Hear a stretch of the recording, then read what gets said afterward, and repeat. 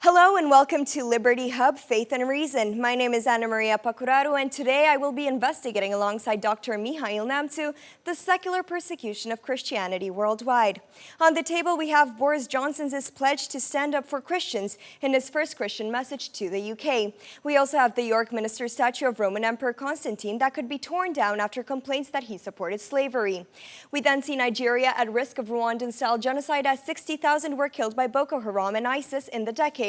And then we get hit on the 1st of July with the news coming from the U.S. Department of State in which the United States of America urges the government of Turkey that they continue to maintain the Hagia Sophia as a museum, and I quote, as an exemplar of its commitment to respect the faith and traditions and diverse history that contributed to the Republic of Turkey and to ensure it remains accessible to all, since the United States views a change in the status of the Hagia Sophia as diminishing the legacy of this remarkable building and its unsurpassed ability, so rare in the modern world, to serve humanity as a much-needed bridge between those of differing faith, traditions, and cultures. End of quote. We later take a look at Trump's struggle to save Christianity right in his backyard. Then we set the ironic question if China is the best example of social doctrine of the church. And finally, we conclude with a new religious fusion between Christianity and Islam that has attracted quite a few followers. But first of all, I would like to welcome my co-host, my dear friend Mike. Thank you, Mike, for joining me today. Mike, you're a fine observer and have studied theology quite extensively. What are your first thoughts on this Christian and secular persecution of Christians, basically? I have studied actually the history of early Christianity, and what strikes me is the fact that today perhaps more Christians are being persecuted across the globe than in the first 2 or 3 centuries. The early church was very proud, so to speak, of its great martyrs. I mean, we are broadcasting this from Bucharest, and we're not far away from Dobroja, which is very close to the Black Sea. It used to be called Scythia Minor. We had lots of Christians being killed and persecuted in the first or 2 or 3 centuries there. Some of them even went to Nicaea in order to establish the first creed of the early church. That's the Nicene Creed. I think here of Bishop Teotim, who left Tomis, that is Constanța today, went there being wounded. So we have a long story of persecutions in the first 2 or 3 centuries of the Roman Empire. St. Paul was also martyred. Peter was also martyred. We know of Andrew, the disciple of the Lord, being persecuted. It's no news that Christians are being targeted everywhere. However, the narrative of modernity in political terms was that once we establish these new institutions like the secular university, parliamentary rule and all that, we will finally get rid of inter-religious wars on the one hand and, I would say, inter-confessional disputations, so to speak. Unfortunately, despite these wonderful predictions that, one day we will all live in a beautiful world in which, like John Lennon put it, you remember very well that song, there's no religion and there's no division of sorts.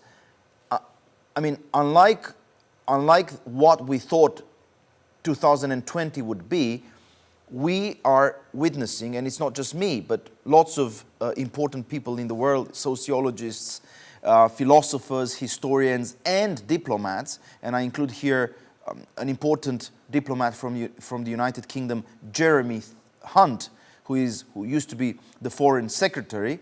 We are all discovering the fact that Christianity is the most persecuted religion on earth. So again, we had a narrative telling us one day, because of modernity, because of globalization, because of the liberal democracy being spread all over the place, we will see a full cessation, of any form of discrimination. Well, unfortunately, that's not the case. We see lots of victims of persecution, of anti-Christian persecution in Egypt, in Sudan, in Turkey even, Turkey being very willing to join the EU still. We see persecution of Christians in Nigeria, in Rwanda. We see persecution of Christians in China. Perhaps we'll get to that later. And finally, we see not per se a persecution, not necessarily a persecution, but we are witnessing a marginalization, a social, I would say, discrimination of Christians even in the free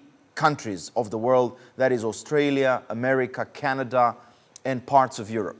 Why is that? Because probably our elites have forgotten to study the gospel, the foundational texts of our religion.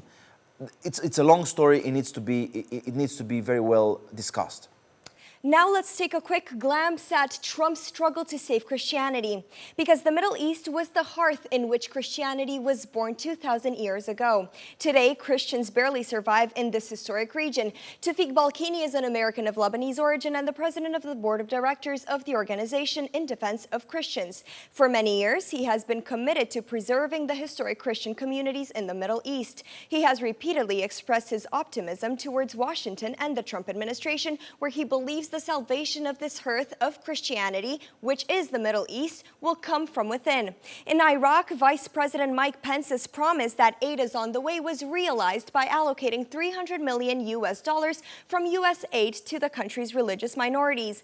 And Tawfiq Balkini points out that Donald Trump made history by signing a law on Iraq and Syria, which allows religious minorities for the first time, the most vulnerable targets of Islamism in two countries, to receive direct aid from the U.S. government. The Trump administration set another spectacular precedent by sanctioning Turkey, although it is an ally of NATO until Pastor Andrew Brunson was released. In Egypt, continued pressure from the U.S. Congress has prompted President Abdel el-Sisi to take important steps in favor of Coptic security, especially by prosecuting terrorists, rebuilding churches destroyed by them, and appointing the first woman governor of the Coptic religion of an Egyptian province. Egypt currently receives $1.6 billion in aid, largely related to the rights of religious minorities. In Lebanon, the United States continues to support the Lebanese armed forces and regularly denounces the interference of Iran and other Islamic powers in the region. What do you think about Trump's struggle to save Christianity? We know that he preserves the monuments and he preserves Christian symbols. Why is that? What do you think demands him to do such a thing? First of all, the story of Mr. Trump is an interesting one. He was brought up in a family in which the Bible was a very important document, a very important book. By the way, the Bible I think he kept in his hand when he went to that famous church, Episcopalian church close to the White House, was the Bible that was given to him by his mother, Anne Marie McLeod. And he received a lot of backlash because of it. He received a lot of backlash because he's called by some leftists a hypocrite. Well, it's true that part of Mr. Trump's life was very much, I would say, the life of a prodigal son. You know, it's true that, you know, in his mid-age career as a businessman in New York, he didn't spend a lot of time studying necessarily the sacred scripture. But it's also true that when he was young, when he was 17, he used to attend a Bible study group, and he learned from his mother, as I said, who was a Scottish, I think she's Episcopalian, yeah? She used to be Episcopalian, she passed away. He learned the basics, I would say. I mean, irrespective of his personal relationship to God, which might be still a mystery for all of us, what we can say for sure is that his wife, Melania, is a rather pious woman. I mean, she is a Catholic. When she visited Vatican, she spent a lot of time in prayer. We saw that. We can also say that he, as a public person, Mr. Trump, has respect for religion, has respect for the religious symbols. You might not, for instance, you might not practice football, but you will always show respect for the great soccer players, for the great stars of that particular sport. You will always basically praise the champions. I think it's Trump, Mr. Trump is in the same position. He might not necessarily be every day in church, but he knows that the greatest heroes of Christianity need to be applauded in public. And obviously there's another influence that Mr. Trump is getting, and that's the influence of Mike Pompeo, who is a devout Christian. He's the Minister of Foreign Affairs in the United States. Mike Pompeo, the chief diplomat of the American state. And then Mike Pence. Mike Pence is, I think he's called a Catholic evangelical or an evangelical Catholic. He discovered God in a particular circumstance, just like Ben Carson. Ben Carson also found God in a particular stressful moment when he almost killed somebody. Many people have even read his books. And yeah, he hit somebody very powerfully, and that guy was almost, killed in the event. And Ben Carson realized how precious a human life is. He turned back to God, and Ben Carson is another person in Trump's cabinet who projects a very positive influence upon Mr. Trump, upon the president, when it comes to defending Christianity. Finally, there's another figure, I think a very important figure for the Republican Party, who very much influences, I think, the public discourse of Mr. Trump, and that's Ted Cruz. He ran against Mr. Trump in the most recent elections, but he, despite the fact that he lost, he's a very, very influential figure in the South. So you've got Trump by himself, and then you've got the Republican actors who have the courage still to defend the Christian faith. And that's good for us, and that's good for America. One thing he also did, and we have to mention that, is he established this department defending religious freedom across the globe. So for the first time in the last, I think, 30 years, we see a member of the American government, basically, an ambassador at large, Mr. Brownback, I think that's his name, visiting different countries, trying to influence leaders around the globe to call them to pay attention to the suffering of the Christians, to ask them to respect the human rights.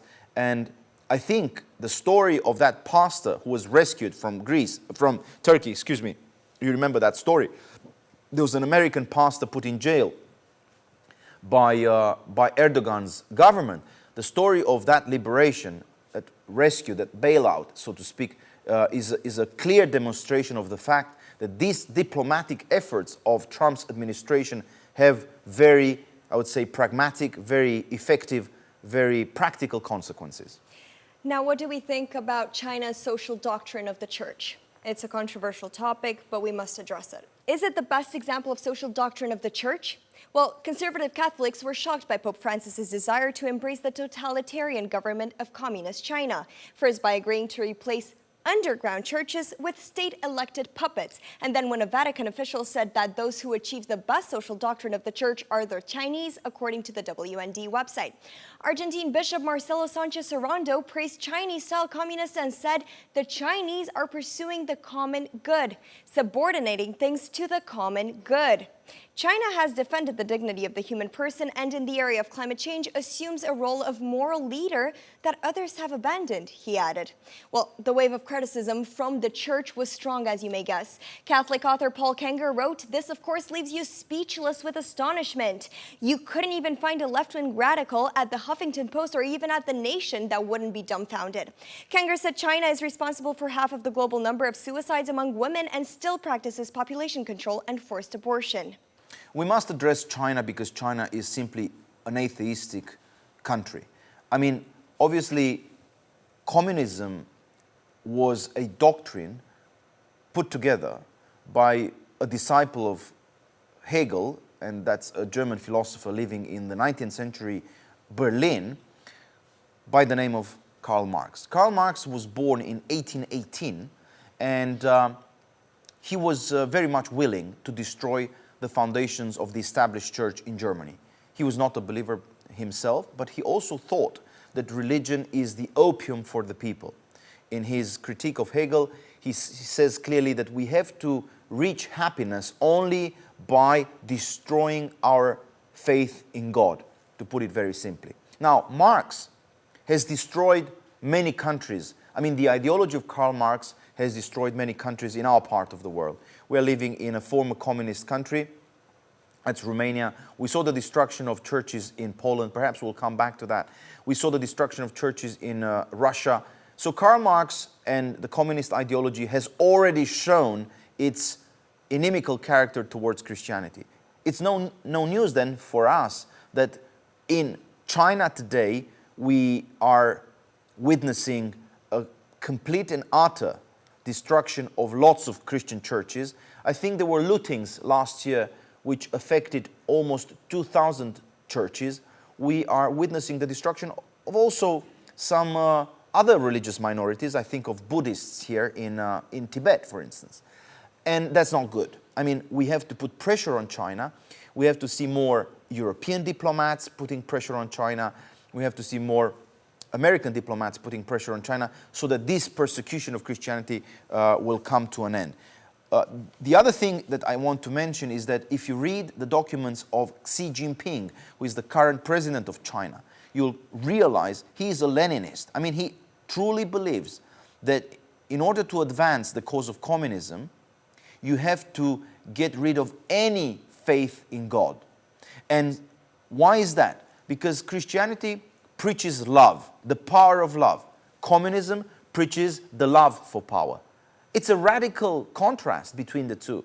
Christ has called us, including Xi Jinping, to serve others. Xi Jinping is willing, to dominate others, to exercise his willpower, just like Hitler, just like Stalin, just like Mao. He is a dictator of sorts. He's the most powerful man on the planet in terms of the free use of weapons or diplomatic and economic tools that can destroy other nations. And so, since we have seen what other communist dictators like Nicolae Ceausescu, like Josif Vissarionovich Stalin were able to do, since in the last century we have counted more than 100 million dead bodies killed in the name of communism, we have to be very, very careful when it comes to communist China today. We have to clearly expose them and ask them to change their behavior towards any free citizen who wants to embrace the gospel. Mike, how do you comment Pope Francis's attitude towards China? I have to say Pope Francis is no John Paul II. John Paul II was a bishop who grew up in interwar Poland. He was, I would say, a great philosopher. He was somebody who studied very well various philosophical doctrines. Why is that important? Because in order to understand the social situation, the social predicament of a country, you have to understand the ideas that are behind that particular social structure. So, when communism destroyed Eastern Europe and started to rule over our destinies, I think over 400 million Eastern Europeans were ruled by communism, beginning with 1945. John Paul II was a philosopher, a Christian philosopher, very much able to discern, what was behind, because he read Karl Marx, because he read Hegel, because he read German philosophy.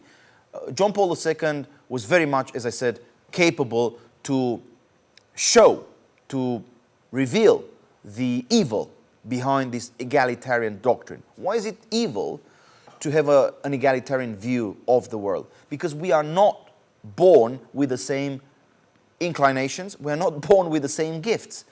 Anna, your gifts are different from mine, and what we need to do in life is to multiply our gifts, my particular gifts, your particular gifts, so that at the end we can come into a common celebration and kind of symphony of reciprocity, which celebrates, as I said, the diversity or the genuine, true diversity of our condition. Now, what communism does is the opposite, is trying to destroy the particularity of your person or my person, and to treat us almost like if we were robots, without name, without a particular calling, without a particular gift, without a unique mission and vision, but we can all be part of an army led by the country leader or by the party leader towards an unknown future. I mean, that's the kind of philosophy of history that communism is setting forth. Why did I sort of have this parenthesis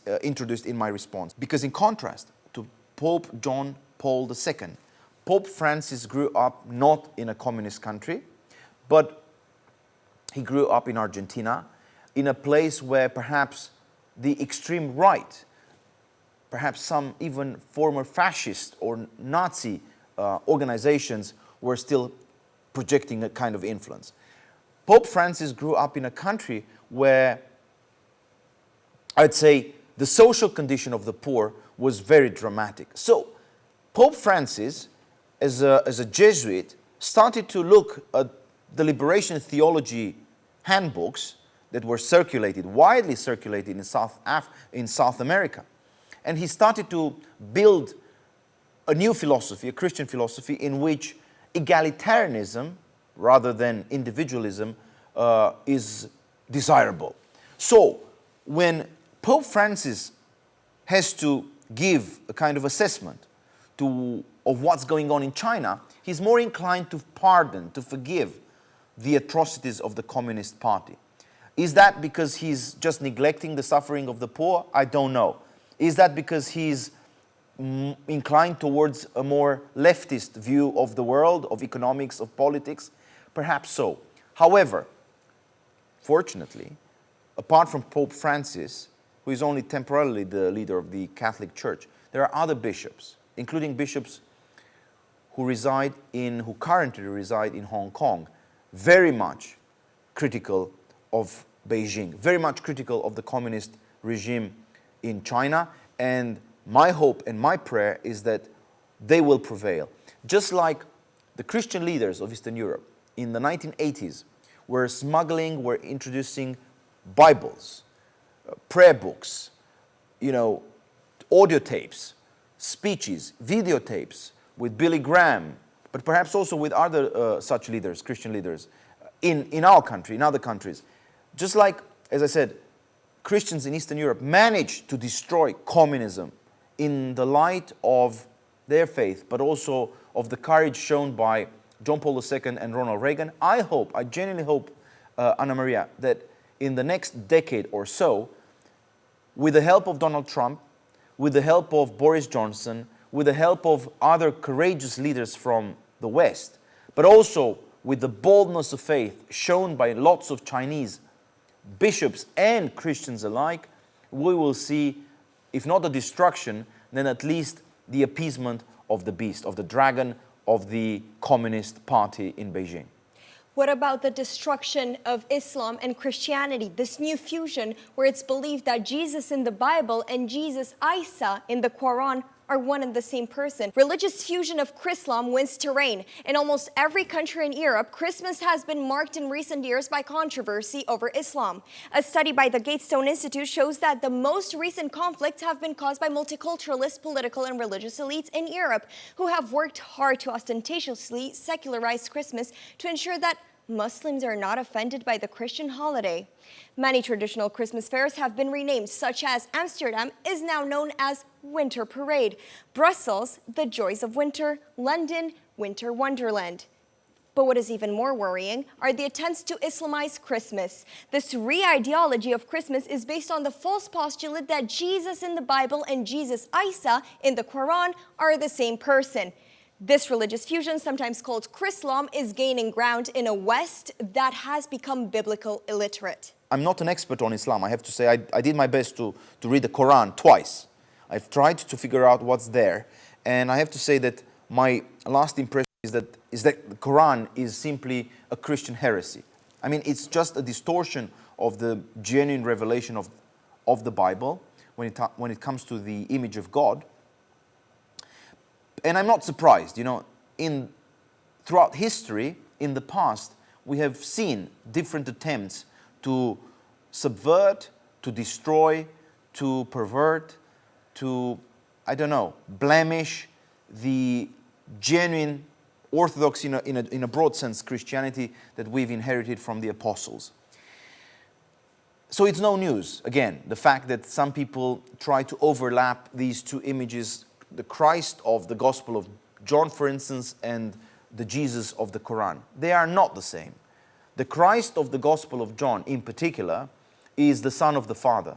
He speaks with the same voice, as it were, which is the voice of the Father. There is no difference. There's no ontological, I would say, opposition. There's no substantial difference between the two. By the way, our creed, our Nicene Creed, says that they are of the same substance, yeah? That Christ is of the same substance with the Father. To translate that in a more accessible language, that means that the life of Christ is the same with the life of the Father in the Holy Spirit. Both the divinity of the Son and the divinity of the Holy Spirit are being rejected by Islam.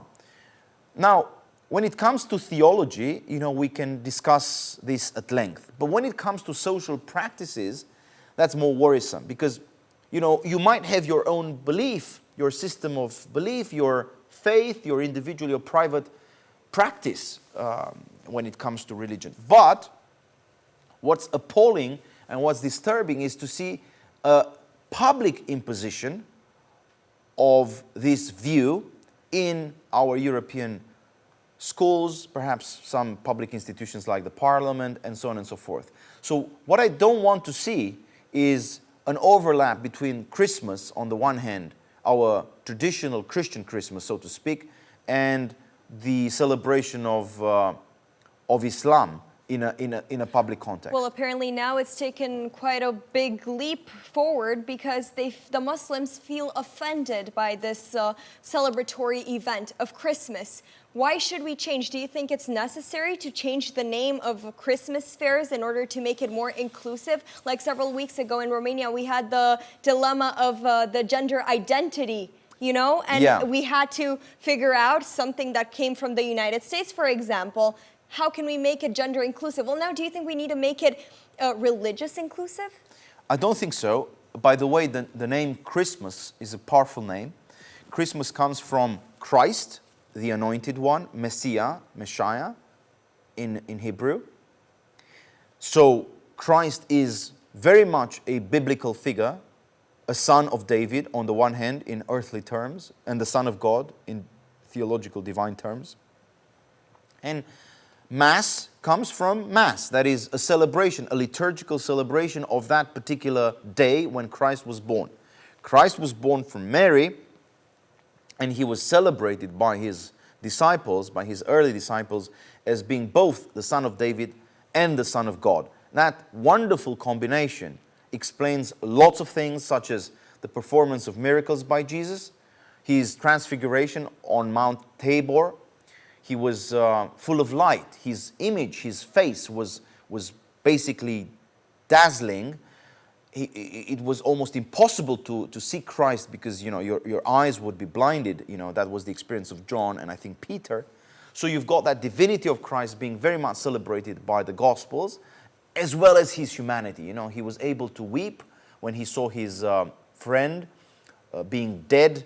I think here of Lazarus, who passed away on that Saturday and he was resurrected. I think here of other moments in which he wept, like in the Gethsemane garden, right? So that particular celebration of Jesus' birth, when we see the Magi representing the elites, the cultural elites, right? The clever ones.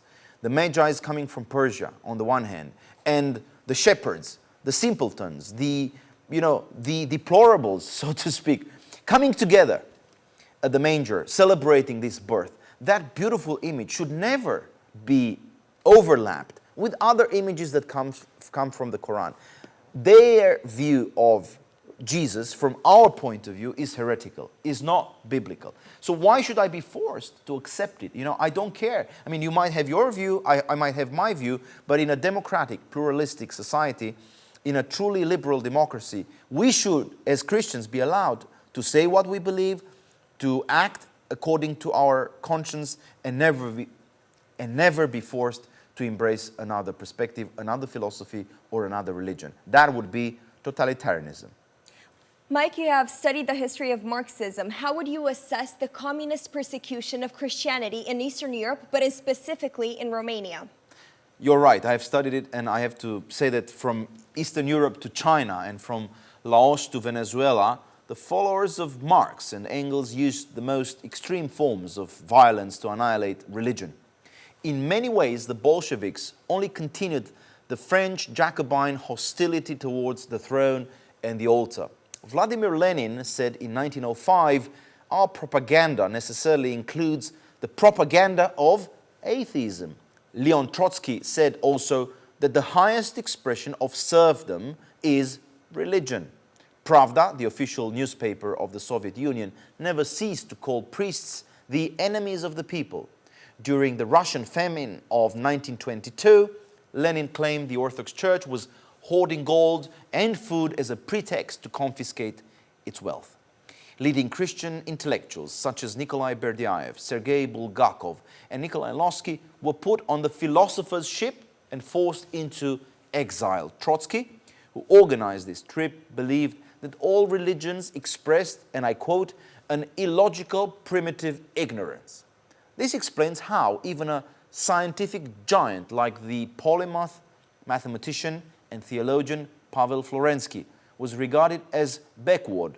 By the late 1930s, Father Pavel ended up martyred by the NKVD in the Gulag archipelago close to St. Petersburg. The eminent British scholar Andrew Louth described the spiritual devastation that followed the October Revolution in the following words, and I quote, "The state of the church in the Soviet Union made it impossible for any theology to flourish. It was hard enough for the church to survive." According to Marxist theory, after the revolution, the church, as a manifestation of religion, was meant to fade away.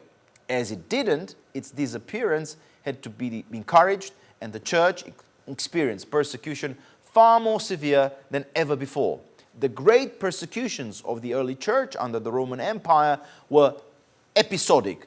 With the structures of a modern state, the persecution of Christians in the Soviet Union could aim at the extermination of the church and very nearly succeeded. This is why, during the 20th century, the best works of Russian theology were written abroad.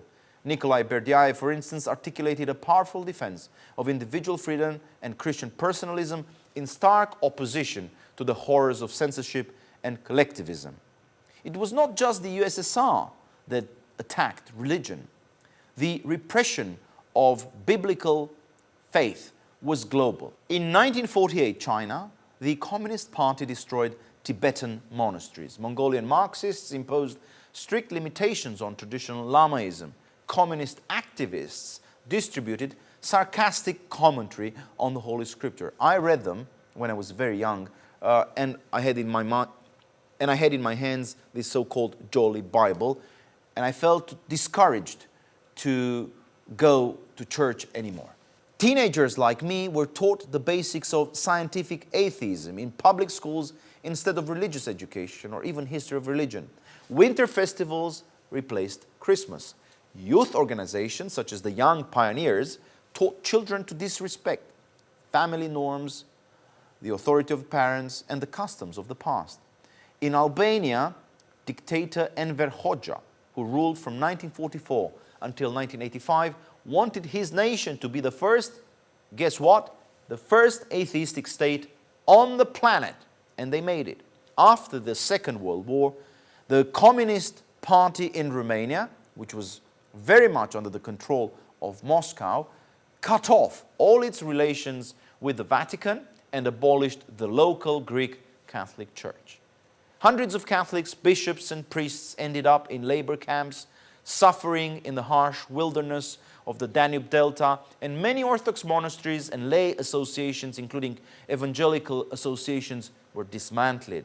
In November 1959, a state decree ordered that only elderly people living in Romania could take the monastic vows. About 5,000 monks and nuns were forcefully removed from their monasteries.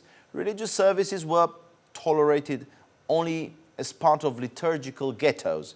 For at least 2 decades, the church was deprived of any means of socializing work, missionary activities, or cultural events. The space for personal faith shrank dramatically. Pilgrimages were restricted. Priests performed only infant baptisms in secret. Old books were taken out of circulation, if not burned. Other faith-based sects or communities, ranging from evangelical Christians to Jehovah's Witnesses, as well as small communities such as the Old Believers or the Zionist Jews, suffered themselves from political persecution. A particularly striking episode, which I want to relate to you right now, in the history of Romanian communism, was the birth and decline of a spiritual movement called the Burning Bush. The Burning Bush group, Rugul Aprins, which was founded by the summer of 1943. Under the inspiration of a Russian monk, anti-communist monk, Ivan Kulugin, John the Stranger, this association of laymen and clergymen located primarily here in Bucharest engaged in prayer, scriptural meditation, and philosophical reflection.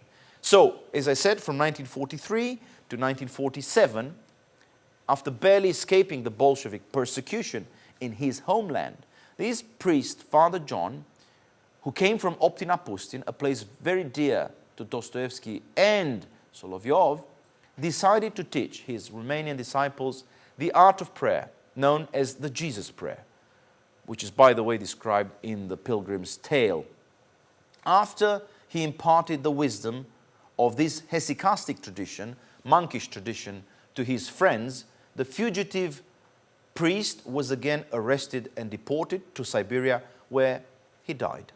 Romania, in those days, in 1947, was at a cultural crossroad where East and West met naturally. However, communism hated both the Oriental origins of Christianity and the Western foundations of liberal democracy.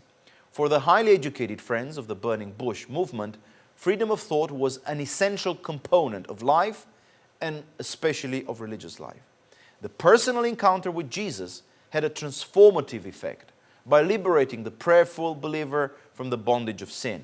So crass materialism could never explain to these great intellectuals of interwar Romania how thieves, tax collectors, and harlots could be turned into, yes, saints. So academics, such as this great Byzantine expert, Alexandru Elian, or poets such as Vasile Voiculescu, Paul Sterian, and others, young monks such as Andrei Scrima, a great brilliant mind, or Sandu Tudor, or Roman Braga, who lived in America, in Michigan, or even a towering theologian like Dumitru Stăniloae, was a very well-respected university professor and Doctor Philokalicus, as somebody put it.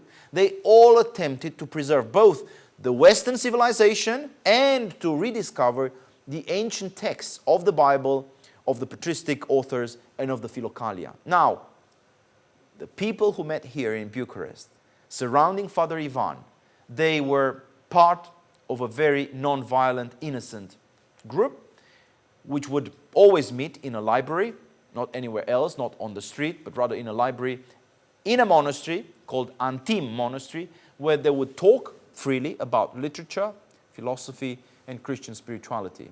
Now, somebody like Trotsky, somebody like Anna Pauker, somebody like Stalin thought that the complete abolition of such groups, such practices, would be attained in order to fully develop a socialistic structure, in order to be fully free from mystery. So Christians, ladies and gentlemen, both in Romania and in other parts of Eastern Europe, like the Christians today living in Africa or China, dedicated their entire life to this exploration of God, of the mystery of human consciousness and of happiness. Their desire to live fully with Christ is an impressive testimony of what faith can do for all of us. And what we have to do is just to honor their memory. Thank you, Mike. This was our very first season, very first episode of Faith and Reason Liberty Hub. It was wonderful delving into those subjects with you, and I am sure there's so much more to say about them. Thank you.